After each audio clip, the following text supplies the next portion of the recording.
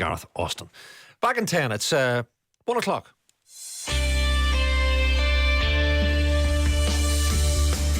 On BBC Sounds, your radio, TV and smart speaker, this is The Northwest at 1 on BBC Radio Foyle.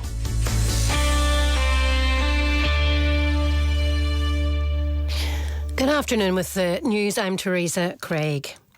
A former police constable who was sacked from the PSNI last month after he pleaded guilty to a single charge of domestic abuse has been sentenced to 8 months in prison, suspended for 3 years. He was sentenced at Londonderry Magistrates Court. Dean McLaughlin reports.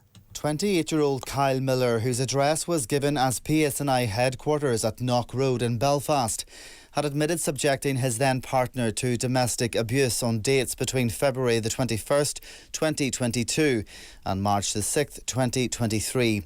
Miller, who had been on suspended full pay since his offending was reported 2 years ago, had been in a relationship with his victim for 1 year and 7 months when the abuse happened.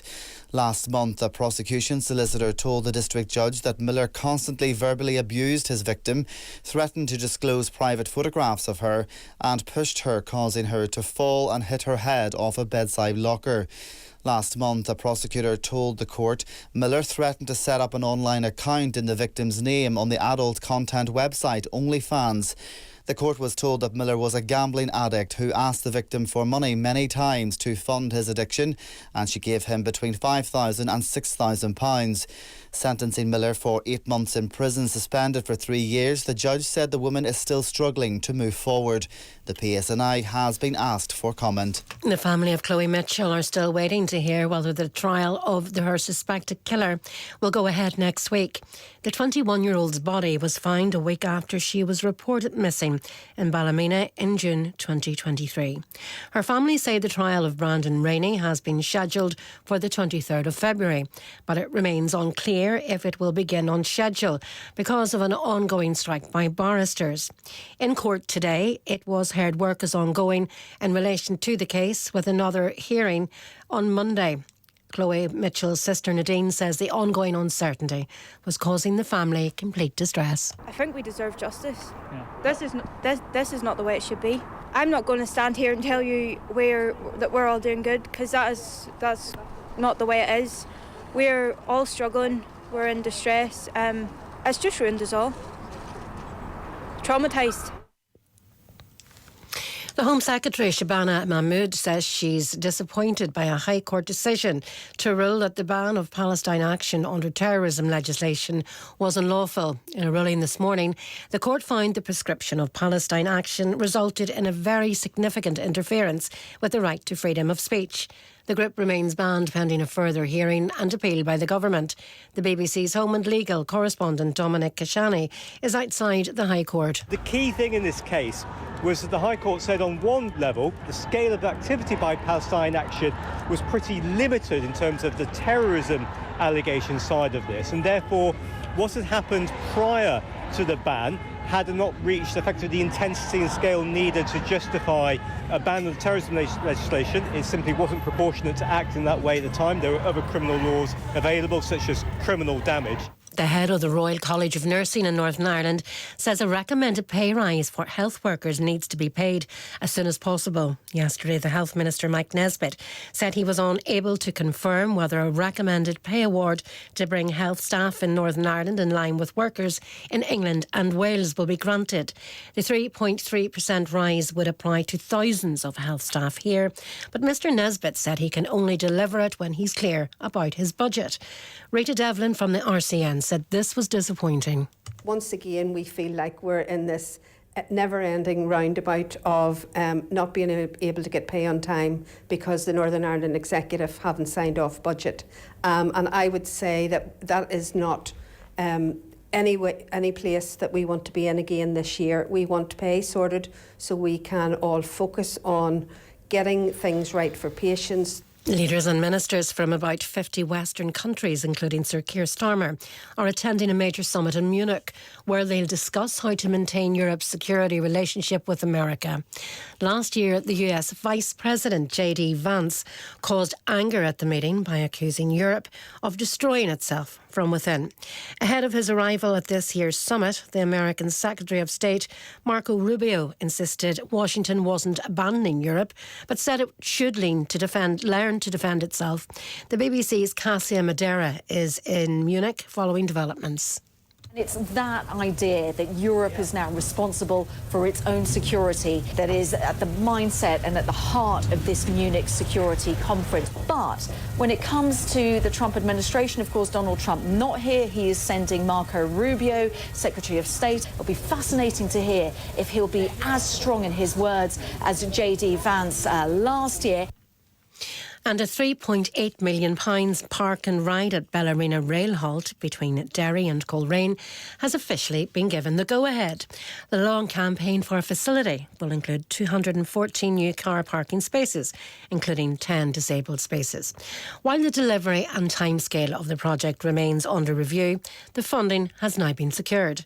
Announcing it in the Assembly, Infrastructure Minister Liz Kimmins said delivery will be subject to planning approval timescales and prioritisation within Translink's overall capital programme. Claire Sugden is an independent MLA and has this reaction.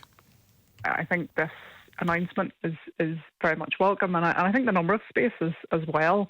You know, we have quite limited public transport facilities in the northwest, so to have a park and ride in Bellarina, a really rural area where people from Limavady, where there isn't a real stop, can come in, park, and then go on their journey for the rest of the day. It's really welcome.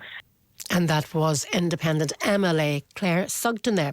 Now it is time for all of your lunchtime sport with Orla Bannon. Orla. With a breaking news in international football regarding the Northern Ireland manager Michael O'Neill, because he's been appointed as boss of Blackburn Rovers until the end of the season, in a move that will see him combine both roles. Now, confirming the appointment in the last hour, Blackburn said interim boss and former Northern Ireland international Damien Johnson will be in the dugout for tomorrow's championship game against Queen's Park Rangers, with O'Neill watching in the stands. As well as trying to help Blackburn avoid relegation from the championship, O'Neill will lead Northern Ireland into next month's World Cup playoff semi-final against Italy. So a busy few weeks coming up for Michael O'Neill. Now, after last week's late win over Sligo Rovers, Derry City take on newly promoted Dundalk tonight, the second of 4 home league games in a row at Brandywell. Manager Tiernan Lynch says his team will have to get used to the favourites tag. It's a bit like the Sligo game, and probably the next 4 weeks that all the pressure will all be on us. But that's something that we have to live with, and that's something that we have to, as best we can, embrace and enjoy. As I said against Sligo, and I'll say the same against Dundalk, we're not going to get this all our own way on Friday night, and it's important that we weather storms when they come and try and enforce what we're good at and implement our game and our game style and our game model. Hopefully we come out the right end of it. Tonight's game is live here on Radio Foyle and BBC Sounds with a 7:45 kick-off. Meanwhile, St Pat's Athletic against Galway United has been postponed due to a waterlogged pitch at Richmond Park. In cricket, Ireland captain Paul Stirling has been ruled out of the remainder of the T20 World Cup campaign through injury. The Belfast man damaged his knee during Wednesday's defeat by Australia and is being replaced in the squad by uncapped Antrim player Sam Topping. Ireland need to beat Oman in Colombo tomorrow to keep alive hopes of advancing to the Super 8s. And there's lots of Gaelic football this weekend, starting with the McCrory Cup final replay between St Pat's Dungannon and the Abbey CBS Newry. That's tonight at the Athletic Grounds. Then in the National Football League, Derry are away to Kildare tomorrow in Division 2, with Tyrone hosting Cavan on Sunday. And in Division 1, Donegal take on Mayo on Sunday in O'Donnell Park in Letterkenny. Teresa. Great stuff, Orla. Thanks for that. And now, finally, let's get the weather with Cecilia Daly. Hello, everyone. Dry weather has arrived, at least for a while, across Derry and the northwest. The odd wintry flurry is possible, but essentially it's dry through the rest of the day with some lovely sunshine, but there's a bitterly cold northeasterly westerly wind, which will be quite brisk along the north coast. So if you can get some shelter from the wind, in the sun maybe not so bad, with highs between 5 and 7 degrees. Tonight, widespread frost to come. Even parts of the coastline could see a frost. 1 or 2 wintry flurries as well, so there's a risk of icy patches. Tomorrow, the dry weather continues at least until late afternoon. It'll be bright and crisp in the morning. The winds will be so much lighter. It will turn cloudier in the afternoon, and eventually we'll see some rain, sleet and hail snow arriving by evening across Derry and the northwest. Could be a spell of snow for a time before it turns milder overnight. Strong winds developing on Saturday night too.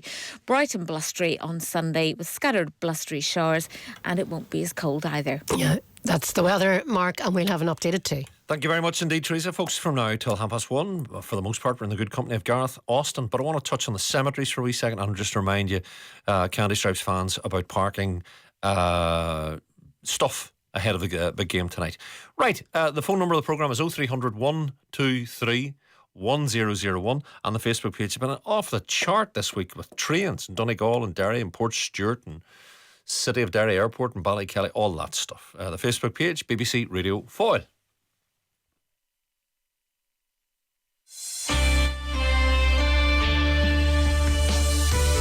"20 Minutes" with Mark Patterson. A snapshot of life in the Northwest. Right, of course, it's all changed, certain terms of civic burials going forward, with the new cemetery being prepared as we speak out to the south of the city at Mullinnan. The council are in touch to say, folks, about the cemetery memorial inspections.